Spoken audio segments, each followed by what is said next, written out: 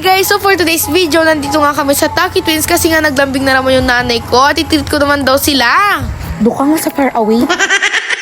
Eh syempre, at dahil nga nagsahod ang Jollord nyo, your wish is my command. Hindi ka nga magsasawang tignan ang view nila dito kasi nga pag titignan mo para ka nang nasa Japan. Meron pa nga sila ditong pa-confetti na sakura flower. Kaso nga lang, parang ibang Japan ang napuntahan namin kasi sobrang init ba naman sa paligid. At syempre, habang nag-aantay ka naman ng order mo, meron naman sila ditong pa-free. Pa-girls naman ang Taki Twins nyo dito sa Arita. Yung kapatid ko nga dito may sarili ng buhay kasi nga nagsiselfon siya mag-isa niya dito. Alam niyo bang kapatid ko guys, kapag umiiyak, bigyan mo lang ng cellphone, titigil na yan kahit anong iyak pa yan. Eto na nga, pinakaantay namin. Sinerve na ang aming pagkain. Abay, sino ba naman kasi hindi matatakap? Tira niyo naman kasi yung takoyaki nila, tsaka yung noodles at yung isa pang takoyaki. Ito ang kapatid ko, hindi na alam kung saan lulugar. Ola, bata, saan ka pupunta? Kinakawawa mo naman si ate. Mamaya matapon niya yung pagkain. Naiinis na naman ako sa'yo. Doon ka nga muna sa far away. At i-introduce ko nga sa inyo tong volcano roll nila, takoyaki at aritaw roll.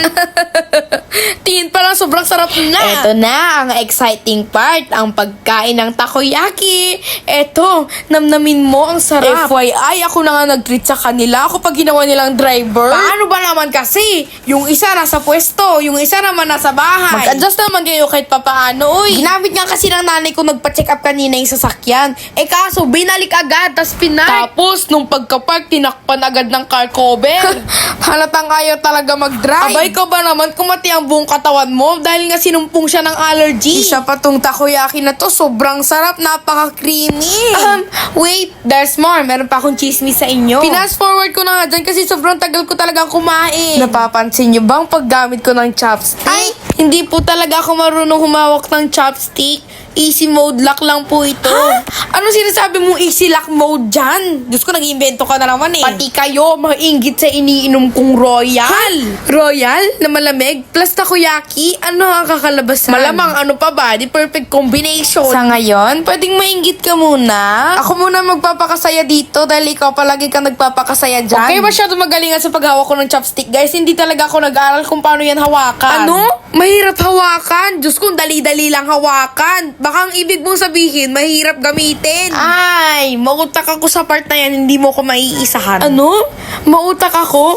Mas mautak ang aking ina. Titingin ka pa lang sa kanya, nakatingin na siya sa'yo. Grabe na ang kakalabasan ngayon. Ala, sige, uminom ka ng maraming royal. Huwag mo na akong istorbohin, meron akong plano. Thank you. Hindi. Hindi. Kasi nga, siyempre, naisipan mo dito tayo pumunta, diba? Kailan matatapos ang paglamon-lamon ng takoyaki? Himala tong nanay ko naging good girl. Grabe ka na.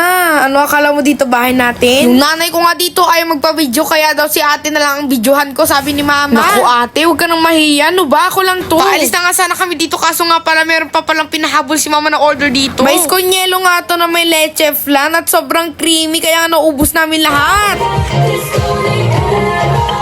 Alam mo, Kala mo tapang kang babae.